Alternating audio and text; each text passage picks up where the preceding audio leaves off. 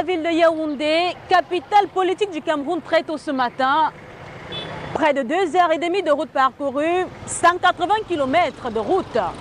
Nous voici dans la ville de Nangaïboko, capitale départementale de la Haute-Salaga, région du centre Cameroun. Aimables et fidèles téléspectateurs, bonjour. Savez-vous pourquoi nous nous trouvons dans cette ville? Si nous y sommes, c'est à l'occasion de la cérémonie de la pose de la première pierre du centre de formation professionnelle au métier. Cérémonie placée sous le très haut patronage du chef de l'État, son Excellence Paul Biya, et sous la présidence du Premier ministre, son Excellence Philémon Yang. Les jeunes sont les principaux bénéficiaires de cette infrastructure. Et qui de mieux que le président communal du Conseil national de la jeunesse de Nangaïboko pour en parler? Monsieur Chrysostome Bessala, bonjour. Bonjour madame. Comment vous allez? Je vais bien. Alors, pouvez-vous me dire dans quel état d'esprit vous accueillez cette infrastructure? Oui, la joie inonde les cœurs de la jeunesse de l'arrondissement Nangaïboko. Et non seulement la jeunesse, même les parents et toute autre personne qui tourne autour de celle-ci. Parce qu'à l'idée de la création d'un centre de formation professionnelle au métier, ça a redonné la joie aux parents, aux élèves et même à toute la jeunesse qui est dans ce département. Justement, parlant de la jeunesse de ce département, pensez qu'il est impératif, voire nécessaire pour chaque jeune de cette localité d'apprendre un métier ou un savoir-faire? Bien sûr, aujourd'hui avec des projets structurants et l'émergence voulue par les pouvoirs publics en 2035, l'emphase a été mise sur la formation professionnelle. Et je crois que l'idée de créer un centre de formation professionnelle au métier dans la ville de Nangaïboko est la bienvenue. Les jeunes de la Haute-Salaga, de l'arrondissement Nangaïboko, dont je représente, ne se sont que focalisés sur les diplômes académiques. Aujourd'hui, la venue d'un centre de formation professionnelle au métier, je crois que c'est une bonne chose qui pourra redonner courage, qui pourra regailladir certains jeunes qui avaient déjà perdu espoir, peut-être d'intégrer la fonction publique, peut-être, en tout cas, l'espoir d'avoir quelque chose à faire sous le soleil. Monsieur le Président, sans toutefois vous quitter, j'ai une petite question pour vous. Avez-vous déjà entendu parler du Fab Lab? Fab Lab, non. Occasion pour vous et de nos chers téléspectateurs de découvrir cette infrastructure. Retournons à Yaoundé, aimables téléspectateurs, pour retrouver notre reporter Josiane Choumi qui a couvert la cérémonie de clôture de Fab Lab Vacances. Sans plus attendre, à toi Josiane.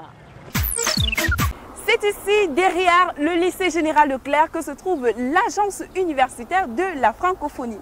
Installé au Cameroun depuis 1995, ce réseau universitaire regroupe près de 850 membres issus des 5 continents. Ce réseau a initié un programme spécial des jeunes appelé Angola Fab Lab qui est orienté vers l'entrepreneuriat jeune. De quoi s'agit-il exactement? Allons découvrir. Fab Lab, c'est un laboratoire de fabrication. Nous y trouvons un certain nombre d'équipements, un accompagnement pédagogique pour arriver à fabriquer, je dirais entre guillemets, n'importe quoi. C'est un espace dans lequel nous accueillons des jeunes pour leur donner le matériel, l'accompagnement pédagogique pour passer de l'idée au prototype. Ils sont en train de travailler sur une application Android. Ils sont en train de développer une application qui permet de faire des ventes en ligne, des ventes de véhicules particulièrement. Ils sont une trentaine de jeunes, sans distinction de race et de région, qui ont pris part à cet atelier de fabrication numérique au campus de l'agence universitaire de la francophonie de Yaoundé. Ces jeunes, à l'instar de Hilary, sont disposés en atelier autour des ordinateurs aménagés dans un espace de coworking. Ils sont formés en modélisation et impression 3D, création 2D et fabrication numérique, broderie numérique, programmation numérique et en artisanat numérique du bois. Avec l'apprentissage, le plaisir de faire d'abord, parce que tu es d'abord content, tu dis oui, je veux devenir quelque chose de demain. Donc, après ça a fonctionné, ça se prépare une fois et on se sent à l'aise. Dans les difficultés, après ça disparaît. Après 8 semaines d'apprentissage dans ce laboratoire de fabrication numérique qu'est Angola Fab Lab, on peut dire que ces jeunes sont véritablement entrés dans le monde de l'employabilité et utiles pour la société. On a fabriqué des boîtes à vin, des veilleuses, des petits trophées, des calendriers comme vous pouvez le voir et des agendas, sans oublier les porte-clés. Là, il est en bois et aussi personnalisé. Comme vous pouvez voir là, j'ai écrit mon nom. Et le calendrier, en fait, elle s'applique sur toute une vie. Que ce soit en 2035, que ce soit en 2040, le calendrier, lui, il sera toujours vrai. Comme vous pouvez remarquer, on n'a pas d'année.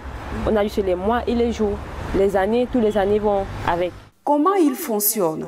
Lorsque nous sommes sur les jours, on coulisse juste là, c'est coulissable. Là, nous sommes le vendredi, le 31 août, on met là, ça tombe vendredi le 31 août. Ici, maintenant, chaque mois, on doit roter le calendrier. Chaque premier du mois, tu viens, tu mets, puisque le mois change, tu mets septembre. Le mois prochain, je vais pour ça en septembre. Et je prends là, si septembre, c'est par exemple le 1er septembre, c'est un dimanche. Je coulisse, je fais en sorte que le premier tombe dans le dimanche. Et c'est bon. Tout le reste va s'appliquer.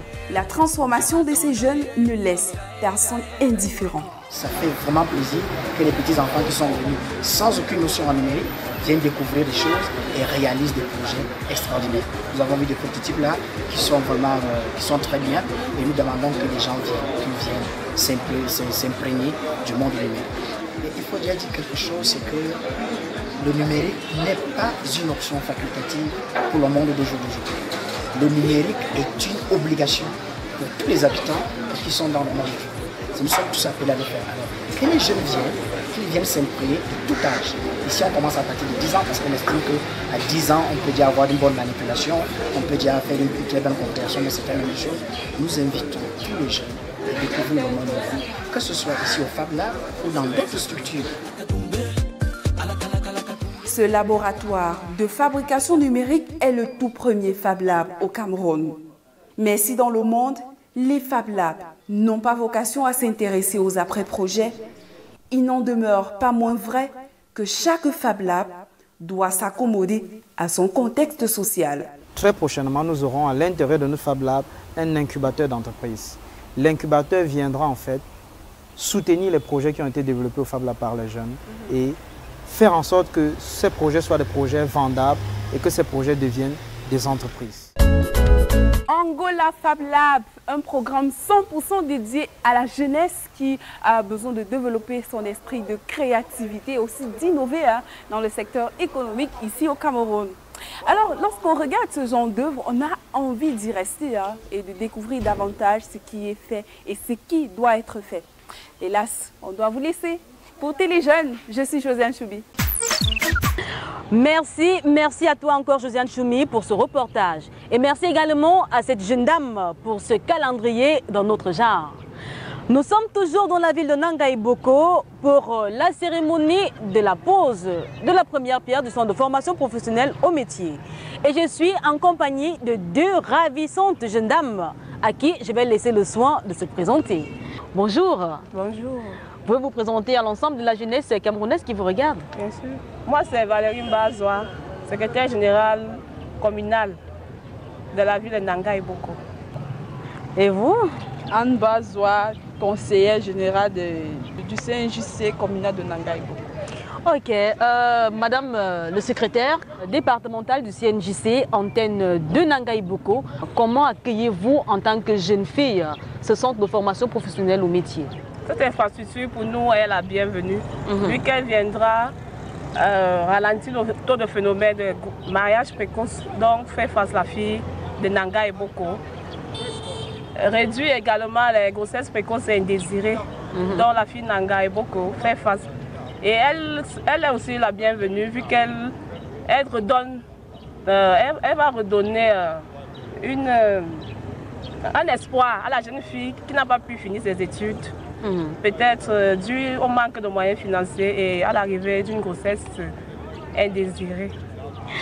Je me retourne vers vous, Madame le conseiller Mbazoua. Quel message pouvez-vous adresser à la jeune fille de cette localité? Bon, le message que je peux adresser à la jeune fille de ma localité d'abord, c'est qu'elle vienne vraiment se former. Et surtout dans notre localité, il y a le taux de grossesse indésiré, le manque d'emploi et tout ce qui va avec. Donc j'implore vraiment mes sœurs d'Osanaga de venir vraiment se former. Le message est très bien passé. Merci Christelle. Retournons une fois de plus dans la ville de Yaoundé. La rentrée dans les centres de formation professionnelle, c'est pour bientôt, elle est là. Allons à la découverte d'un centre de formation professionnelle en industrie d'habillement. Cette découverte est une fois de plus faite par notre intrépide Josiane Choumi que nous retrouvons. La mode est l'un des métiers les plus fascinants, une idée qui certainement ne fait pas l'unanimité. Nous sommes aujourd'hui au centre d'équipement et d'habillement du Cameroun, une structure spécialisée dans la confection des tenues de travail, des tenues civiles et même militaires. Une mission que s'est assignée le promoteur, M. Bi Madiba. Dans le cadre donc du transfert de son know-how ou alors de son savoir-faire, il a ouvert le volet formation pour former les jeunes Camerounais dans les métiers de l'industrie et de l'habillement. Nous sommes donc dans l'un des ateliers de ce centre de formation et avec moi, le promoteur de ce centre. Monsieur, bonjour, monsieur Madiba, je veux dire. Bonjour. Alors, dites-nous, parlez-nous un peu des conditions d'accès dans ce centre de formation professionnelle d'industrie d'habillement. Toute personne qui est capable d'utiliser la machine peut accéder. À la seule différence qu'elle doit avoir une notion de réceptibilité rapide. C'est pourquoi nous voulons parfois des personnes à un bon niveau pour lui permettre de la captivité des cours. Et quand on a un niveau plus bas, disons CAP et autres, lorsqu'il y aura entrée dans les mathématiques de la coupe, on va dire, ah, c'est peut-être difficile. Ou alors l'organisation du travail, on va dire, mais là aussi, alors que tout ça, c'est important dans le cours. Donc, en conclusion, on peut aller avec un CAP, un BP, un BT, un BTS, pourvu qu'on aime le métier. Parlons justement de la formation ici au sein du centre. Quelles sont les différentes filières que vous mettez à disposition de ces étudiants? Nous avons sélectionné pour le métier 3 types de formation. L'imprégnation, pour celui dont vous venez de parler maintenant, c'est lui qui n'a jamais cousu et qui veut s'imprégner. On lui donne le b.a.-ba de la couture. Le technicien, c'est l'ouvrier qu'on appelait ça par le mécanicien de machine, qui est capable de pouvoir utiliser un métier, c'est-à-dire la machine à coudre, autre, qui est aussi capable d'être utilisable dans un poste de travail de l'industrie. Et alors, enfin, nous avons les chefs de chaîne 1. Celui-là qui est déjà capable d'organiser son atelier, s'auto-employer et ouvrir un atelier. Nous avons donc là les chefs de chaîne 2. Ça, c'est les responsables. Il peut créer une petite unité de production dont l'administration, il maîtrise. Vous recevez à peu près combien d'étudiants en une année académique? Nous sommes capables de recevoir une cinquantaine, parce qu'elle est sélective, compte tenu du plateau technique disponible. Parce qu'on voulait peu avoir dans les maisons où il y a là-bas beaucoup de gens qui sont assis sans être capables d'utiliser des machines. Voilà. On ne peut pas avoir des classes comblées, très étouffées. Il faut que chacun ait un poste de travail, sa machine devant lui, sa table de coupe devant lui, et tout ce qu'il peut utiliser est capable de pouvoir produire, remplir la condition de la formation. Pour cette nouvelle rentrée académique, vous avez mis à disposition des étudiants, des potentiels étudiants de ce centre, des bourses de formation. Alors, parlez-nous un peu de ces bourses-là. En ce moment où il y a une rétrécition de formation, nous sollicitons, nous plaidoyons que les parents ne laissent plus les enfants à la maison, parce que nous reconnaissons qu'il y a beaucoup de techniciens au nord-ouest et au sud-ouest, surtout dans le métier d'industrie d'habillement. Vous voyez parfois comment ils font leur pagne de manière qu'ils peuvent faire les designs.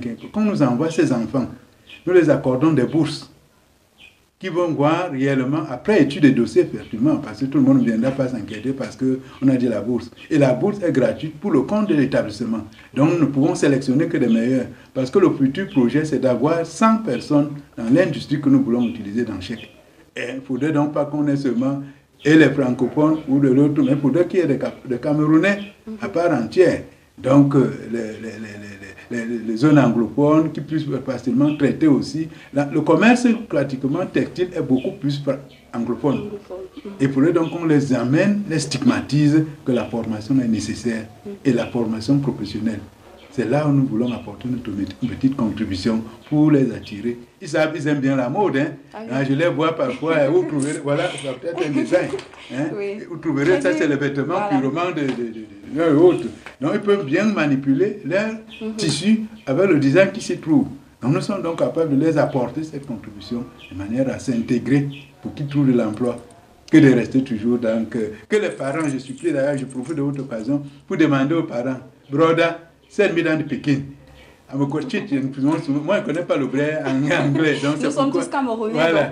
Donc, il faudrait donc qu'ils nous envoient des enfants. Envoyez-moi mes enfants. Pour sortir, quel message pouvez-vous adresser à ces jeunes-là qui désirent apprendre, qui veulent s'intégrer dans le métier de l'habillement? Je les encourage. Je dis toujours à mes frères, maman, envoyez les enfants à l'école. Nous sommes là pour les recevoir. Ils se mettent dans le travail. Nous sommes là pour les attendre. Alors, très important d'ailleurs. Merci pour l'accueil aussi. Et on espère se revoir très bientôt aussi. Je vous pour attends. Voir dans quelle mesure est-ce que les jeunes là, ils s'intègrent facilement dans l'apprentissage du métier de l'industrie de l'habillement.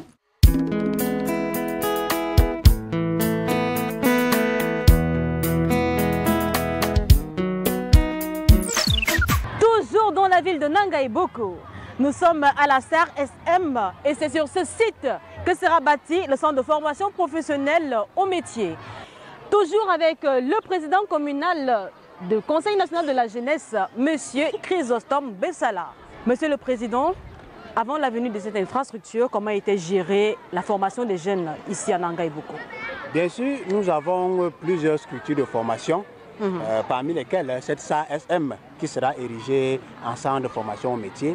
Il y avait d'autres structures telles que le centre promotionnel de la femme et de la famille. Et certains jeunes se battaient au quartier, dans un garage, dans une menuiserie, dans un secrétariat. Mais je crois donc que cette infrastructure qui arrive aujourd'hui va aider les jeunes et les permettre de mieux se former. Nous pouvons vous rassurer, cette infrastructure, ce centre de formation professionnelle viendra essuyer vos larmes. Merci. Ainsi donc, quel message pouvez-vous adresser à l'ensemble de la jeunesse de Nangaï Boko en tant que leur porte-parole? Oui, avant de m'adresser à la jeunesse, je vais d'abord m'adresser aux initiateurs de ce projet, tout en les remerciant et en leur disant que le tout n'est pas de voir la première pause. Mais le rêve de la jeunesse de l'arrondissement Nangaï Boko est de voir pousser ces bâtiments et que s'ouvre même, nous attendons encore voir le ministre ici, pour peut-être l'inauguration du centre de formation au métier.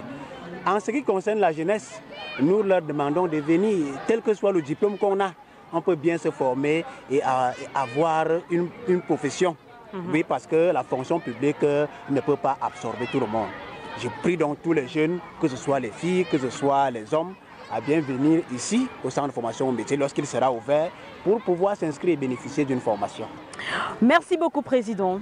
C'est plutôt moi qui te remercie, Christelle. Pour l'économie des moments forts de cette cérémonie de pose de la première pierre, retrouvons notre reporter Désiré Etogo. Un vendredi pas comme le reste, ici à la place de fête de Nangaï Boko. Un jour fort mémorable qui regroupe et rassemble en un seul lieu et pour une même cause, population de la localité et toute son élite, autour de la pose de la première pierre de ce joyau architectural. Le centre de formation professionnelle au métier de Nangaï Boko sera érigé au cœur de la ville sur une superficie de près de 6000 m² pour un coût total de 3 279 785 000 francs CFA. Il comprendra un aire de jeu, un bloc administratif, un bloc atelier hautement équipé, des logements d'astreinte pour les enseignants, une infirmerie et des dortoirs.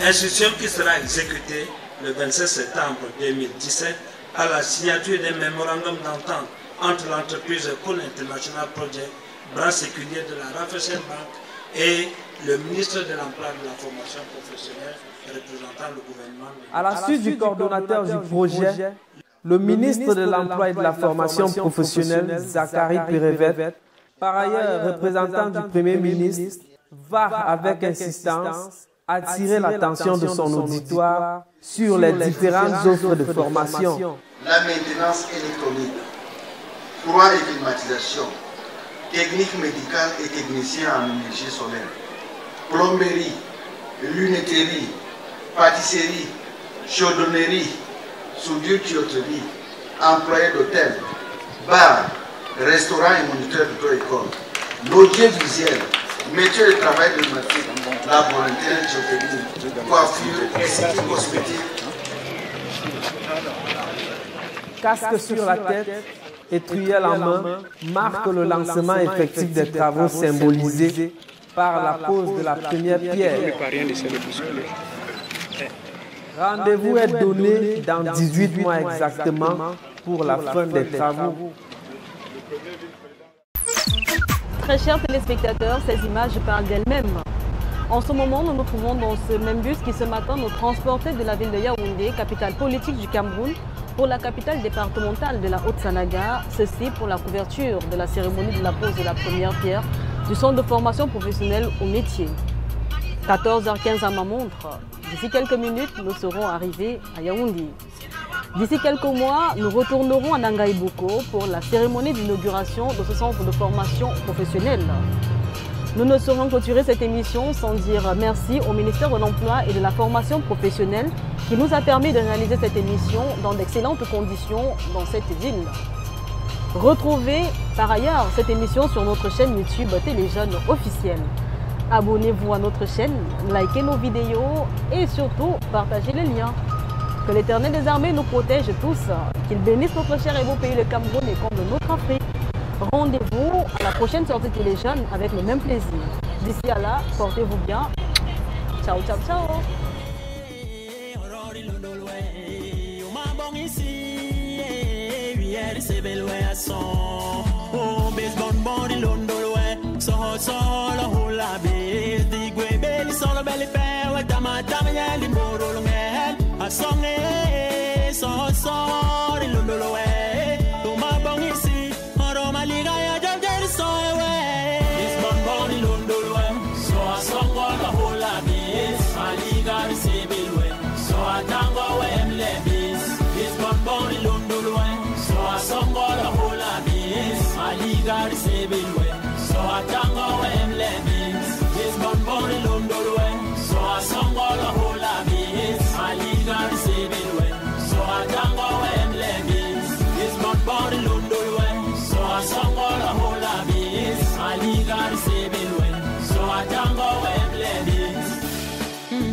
Sol beli pengiran duruna yana kong isi